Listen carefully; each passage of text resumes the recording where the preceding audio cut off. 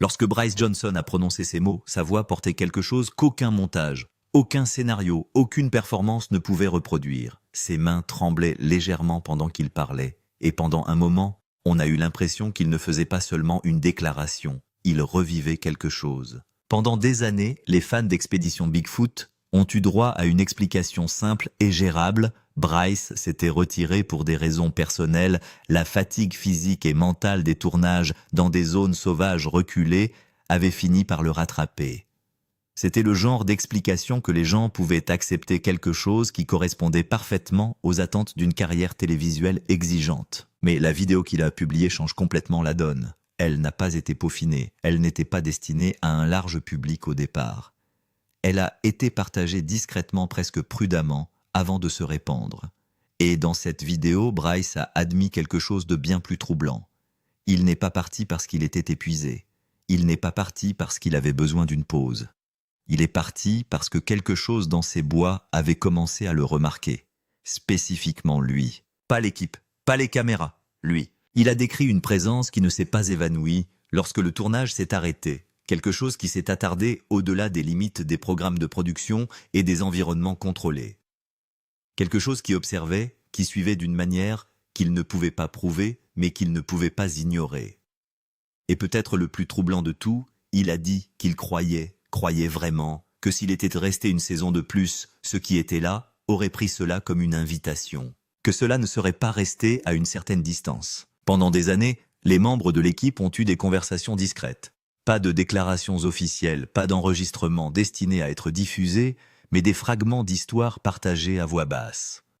Ils ont parlé d'une expédition en particulier, une expédition qui a mal tourné d'une manière qui ne pouvait pas être expliquée par une défaillance de l'équipement ou des conditions naturelles. Ils ont mentionné des séquences qui n'ont jamais été diffusées, des documents que la chaîne a choisi de ne pas publier, non pas parce qu'ils manquaient de clarté, mais parce qu'ils soulevaient des questions auxquelles personne ne voulait répondre publiquement.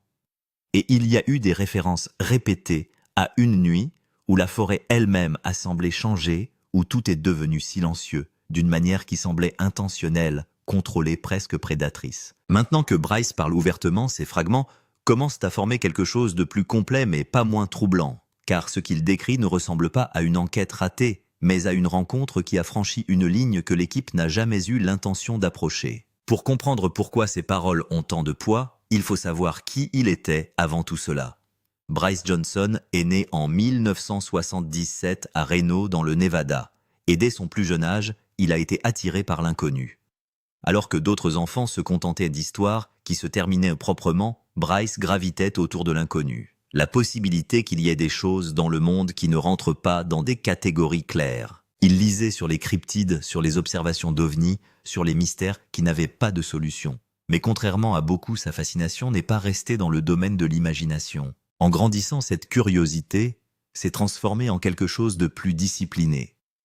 Il a étudié les sciences de l'environnement, acquérant des bases solides sur le fonctionnement des écosystèmes et le comportement de la faune. Dans la vingtaine, il a travaillé comme guide en milieu sauvage, conduisant des groupes dans des régions reculées du nord-ouest du Pacifique. Il a enseigné des techniques de survie, navigué sur des terrains difficiles et passé de longs moments dans des environnements où la conscience pouvait faire la différence entre la sécurité et le danger. Il n'était pas téméraire, il était méthodique. Mais ce qui le distingue, c'est son approche de l'inexplicable. Il ne rejette pas d'emblée les rapports inhabituels, pas plus qu'il ne les accepte aveuglément. Il enquête. Il documente des empreintes de pas qui ne correspondent pas à des espèces connues, enregistre des sons qui ne peuvent être facilement identifiés et parle avec des témoins qui décrivent des rencontres qui les ont ébranlés. En 2015, il s'est constitué un public restreint mais fidèle. Des gens qui respectent son équilibre entre scepticisme et ouverture, son insistance sur les preuves et son refus du sensationnalisme. C'est ce qui a fait de lui un candidat idéal pour l'expédition Bigfoot lors de son lancement en 2019. L'émission visait à combiner une technologie de pointe avec des compétences de terrain traditionnelles, en réunissant une équipe capable d'approcher le phénomène Bigfoot avec à la fois une rigueur scientifique et une expérience pratique. Bryce n'était pas là pour divertir, mais pour enquêter. La série a rapidement attiré l'attention. Les téléspectateurs ont été séduits par le mélange d'équipements de haute technologie, imagerie thermique, drone, analyse audio et la réalité brute du travail dans des environnements isolés, souvent impitoyables. Bryce est devenu un personnage central connu pour son comportement calme, sa capacité à lire le terrain et son engagement sincère à trouver la vérité quelle qu'elle soit. Pendant 3 saisons, l'équipe a exploré des forêts, des marais et des régions isolées à travers l'Amérique du Nord, recueillant des preuves qui étaient intrigantes mais jamais définitives. Au début, ce manque de preuves était frustrant. Mais selon les personnes proches de la production, quelque chose a commencé à changer au cours des dernières étapes du tournage. Le ton des enquêtes a changé. On n'avait plus l'impression de poursuivre une légende, mais plutôt que quelque chose leur répondait. Le tournant s'est produit lors d'une expédition sur un site qui n'avait jamais été révélé publiquement. Le site avait été identifié grâce à une analyse détaillée menée par le spécialiste des données de l'équipe Russell Accor, qui a utilisé des algorithmes pour cartographier les schémas des observations rapportées, les conditions environnementales et les anomalies géographiques. Le résultat a indiqué une région située au plus profond de la nature sauvage, une zone absente des cartes des sentiers publics et notamment évitée par les gardes forestiers locaux. Lorsque l'équipe s'est renseignée à ce sujet, elle a reçu des réponses vagues, mais cohérentes. La région avait une réputation. Les personnes qui s'y rendaient revenaient parfois avec des récits qui ne correspondaient pas à des expériences normales en milieu sauvage. Elles parlaient de se sentir observées, d'entendre des sons impossibles à identifier et d'un sentiment croissant de malaise qui s'est transformé en peur. Beaucoup ont écourté leur voyage, certains n'y sont jamais retournés. Malgré cela, ou peut-être à cause de cela, l'équipe a décidé d'enquêter. Ils sont arrivés entièrement équipés avec des caméras, des appareils d'imagerie thermique, des enregistreurs audio et suffisamment de fournitures pour survivre pendant plusieurs nuits. Le plan était structuré et logique, établir un camp de base, déployer des caméras sensibles au mouvement dans un large périmètre et effectuer des patrouilles nocturnes pour observer toute activité inhabituelle. Sur le papier, il s'agissait d'une opération maîtrisée, mais dès leur arrivée, ils ont senti que quelque chose n'allait pas. La forêt était silencieuse mais pas de manière naturelle. Les amateurs de plein air expérimentés comprennent le silence. Il y a des moments dans la nature où les choses se calment, où l'activité s'arrête. Mais c'était différent. Il n'y avait pas de cris d'oiseaux, pas d'insectes créant un bourdonnement constant, pas de mouvements subtils de petits animaux. C'était un silence qui semblait imposé, comme si quelque chose avait exercé une pression sur l'environnement et l'avait maintenu en l'état. Bryce le remarque immédiatement. Dans son journal de terrain, il décrit l'absence de son ambiant comme inhabituelle et potentiellement significative. Normalement, lorsque la faune devient silencieuse, cela indique la présence d'un prédateur. Mais cela semblait plus large que cela. Ce n'était pas localisé, c'était total. Au cours de la 2e nuit, la tension avait suffisamment augmenté pour que l'équipe décide de se diviser en petits groupes afin de couvrir plus de terrain. Bryce est parti avec un caméraman et un technicien du son en suivant une crête à environ 1,5 km du camp de base. Au début, tout s'est déroulé comme prévu, puis l'équipement a commencé à tomber en panne. La caméra thermique vacille puis s'éteint complètement. L'enregistreur audio capte une salve de parasites avant de s'éteindre. La lampe de poche de Bryce, fraîchement équipée de piles neuves le matin même, faiblit et s'éteint sans prévenir. L'une après l'autre, toutes les pièces d'équipement en état de marche tombent en panne jusqu'à ce qu'ils se retrouvent dans l'obscurité la plus totale. Il n'y avait pas de transition. Un instant, il y avait de la lumière. L'instant d'après, plus rien. Ils ont arrêté de bouger. Dans cette obscurité, sans référence visuelle, sans équipement, sans explication immédiate, ils ont écouté. Et c'est à ce moment-là qu'ils l'ont entendu. Au début, c'était subtil. Un son bas et guttural, comme si quelque chose respirait lourdement juste à la limite de la perception. Pas assez proche pour être vu, mais trop proche pour être ignoré.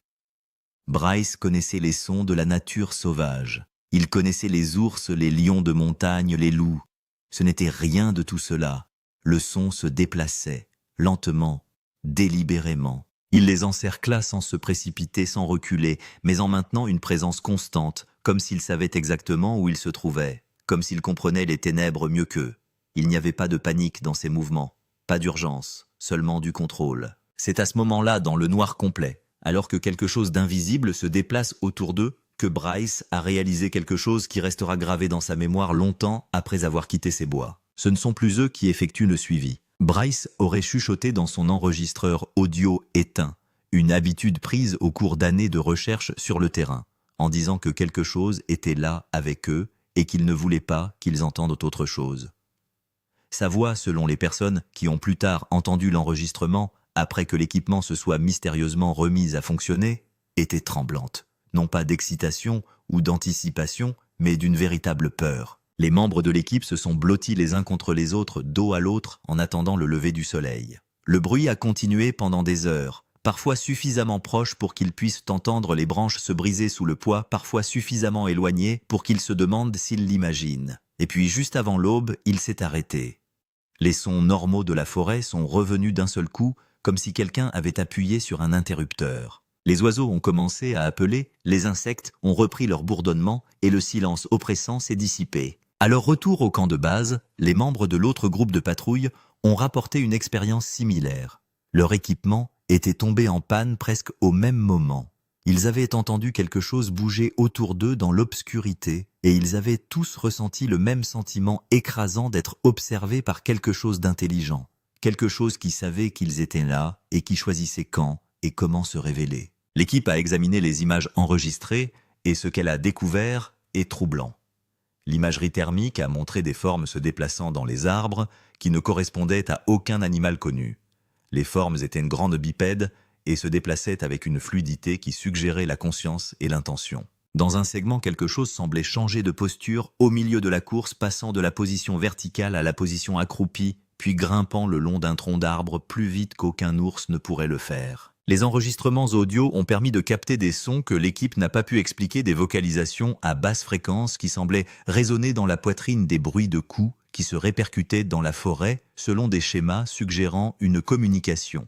Et à un moment donné, ce qui ressemblait à un discours chuchoté, trop déformé pour distinguer les mots individuels, mais suffisamment clair pour confirmer qu'il ne s'agissait pas d'un bruit aléatoire. L'équipe voulait faire ses bagages et partir immédiatement, mais les producteurs les ont poussés à rester une nuit de plus pour essayer de capturer plus de preuves pendant qu'ils en avaient l'occasion. Bryce aurait argumenté contredisant que la situation avait franchi la ligne de l'enquête vers quelque chose qui semblait vraiment dangereux. Mais la décision a été prise au-dessus de son niveau de salaire et l'équipe est restée. Selon des sources proches de la production, c'est au cours de cette dernière nuit que tout a basculé. L'équipe s'est installée autour du camp de base, gardant le feu allumé et les lumières allumées, espérant que la visibilité les ferait se sentir plus en sécurité. Mais à l'approche de minuit, la forêt est redevenue silencieuse, et cette fois-ci, quelque chose s'est approché. Les caméras thermiques ont détecté des mouvements à la limite du périmètre du camp, de multiples formes se déplaçant de manière coordonnée, entourant la zone, selon un schéma qui semblait tactique, plutôt qu'aléatoire. Bryce et l'équipe ont regardé les moniteurs, voyant des signatures thermiques plus grandes que n'importe quel humain, se déplaçant debout, faisant des pauses à intervalles réguliers, comme s'ils communiquaient les uns avec les autres. Et puis les lumières ont recommencé à faiblir.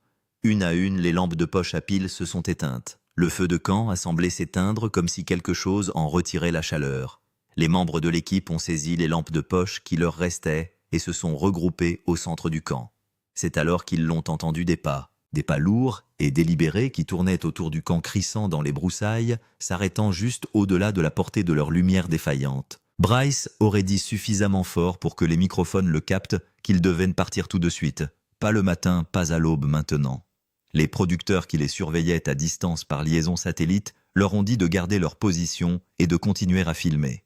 Bryce a refusé. Il a dit que ce qui était là n'était pas un animal. C'était quelque chose qui avait compris qu'ils étaient vulnérables et qui décidait ce qu'il fallait faire à leur sujet. L'équipe a fait ses bagages dans l'obscurité, abandonnant l'équipement trop lourd à transporter et a marché à travers la forêt en utilisant les dernières lampes de poche en état de marche.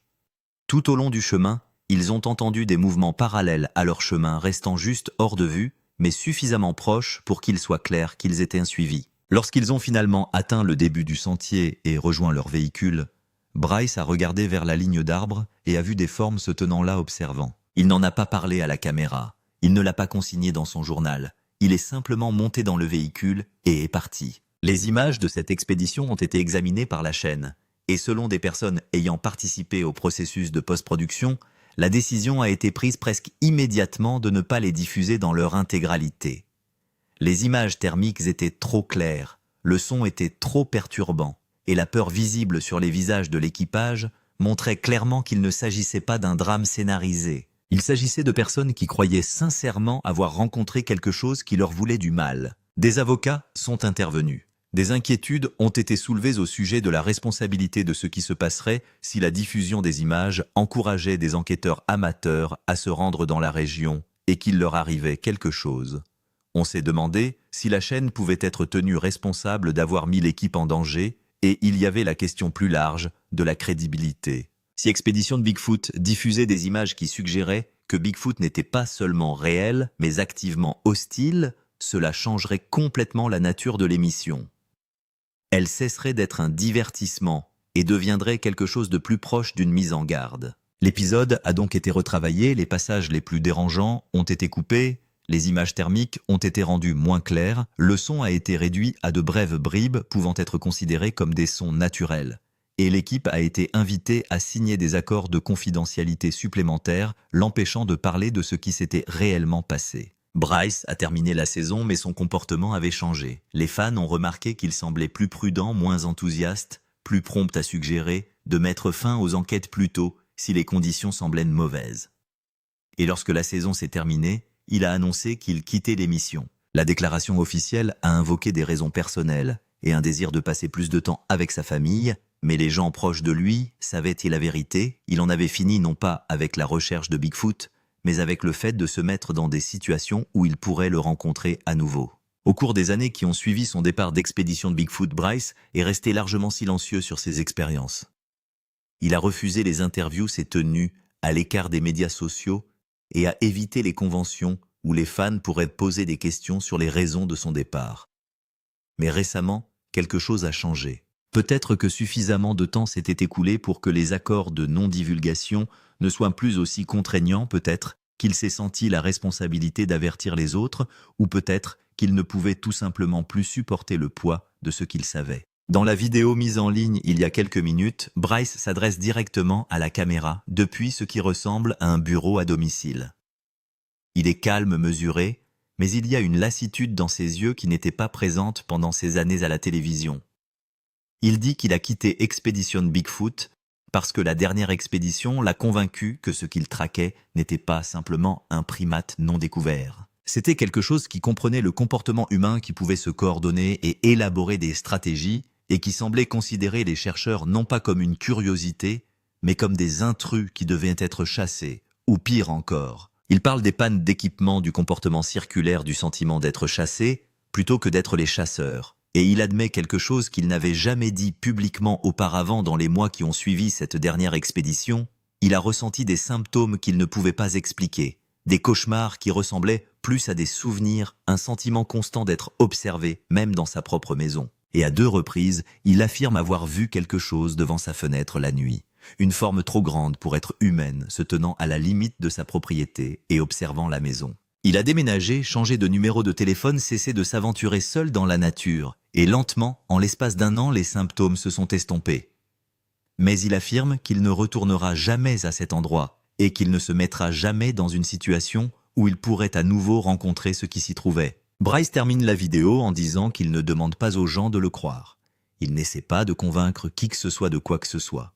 Il dit simplement la vérité sur la raison pour laquelle il est parti, et il espère que cela servira d'avertissement à tous ceux qui pensent que la recherche de Bigfoot n'est qu'une aventure inoffensive. Parce que d'après son expérience, certaines choses dans la nature sauvage ne veulent pas être trouvées, et quand vous les trouvez quand même, elles se souviennent de vous. La vidéo a déjà commencé à circuler parmi les fans d'Expédition Bigfoot et les communautés de cryptides en ligne. Certains la qualifient de coup de pub, d'autres en croient chaque mot. Mais les personnes qui ont travaillé avec Bryce, qui l'ont vu travailler sur le terrain et qui l'ont vu changer après cette dernière expédition, disent qu'il n'est pas du genre à fabriquer des histoires pour attirer l'attention. S'il parle maintenant, c'est parce qu'il croit que cela a de l'importance. La question qui reste posée est la suivante: que va faire la chaîne? Va-t-elle reconnaître la déclaration de Bryce? Va-t-elle diffuser les images non montées de cette expédition? Ou va-t-elle continuer à enterrer l'affaire en espérant qu'elle s'estompe et que les gens passent à autre chose? D'autres chercheurs visitent-ils la région ignorant ce qui est arrivé à l'équipe d'Expédition Bigfoot? Ou la rumeur s'est-elle répandue discrètement dans la communauté des chercheurs de cryptides que certains endroits sont interdits? Non pas parce qu'ils sont protégés ou inaccessibles, mais parce qu'ils sont réellement dangereux. Bryce Johnson a passé des années à chercher des réponses sur le Bigfoot. Et à la fin, il a trouvé quelque chose qui l'a convaincu d'arrêter ses recherches. Que vous croyiez ou non à son histoire, la peur dans sa voix lorsqu'il parle de cette dernière expédition est réelle. La façon dont il regarde par-dessus son épaule, même dans la sécurité de sa propre maison, n'est pas un acte. Et le fait qu'il soit resté silencieux pendant des années avant de finalement parler, suggère que ce qu'il a rencontré là-bas était suffisamment sérieux pour l'amener à reconsidérer tout ce qu'il pensait savoir sur la nature sauvage. Il y a 1 minute, Bryce Johnson a annoncé la nouvelle que la production n'a jamais voulu rendre publique. L'expédition Bigfoot ne s'est pas terminée à cause de conflits de calendrier ou de différences créatives. Elle s'est terminée parce que l'équipe a trouvé ce qu'elle cherchait, et c'était bien plus terrifiant que tout ce qu'elle avait imaginé. Certains mystères dans la nature sauvage ne veulent pas seulement être trouvés, ils choisissent qui s'en va. Et Bryce Johnson s'en est allé parce qu'il a compris d'une manière que les caméras ne pourront jamais complètement saisir que rester aurait signifié ne jamais revenir du tout. Selon vous, que s'est-il réellement passé dans ces bois pour que Bryce laisse tout derrière lui? Et si les images complètes et non montées font un jour surface, souhaiteriez-vous les voir ou préférez-vous ne pas savoir ce qui vous observe depuis la limite des arbres? Faites-nous le savoir dans les commentaires. Et si cette histoire a changé votre façon de penser sur ce qui pourrait se cacher dans la nature, assurez-vous de vous abonner pour d'autres révélations qui remettent en question tout ce que nous pensions savoir.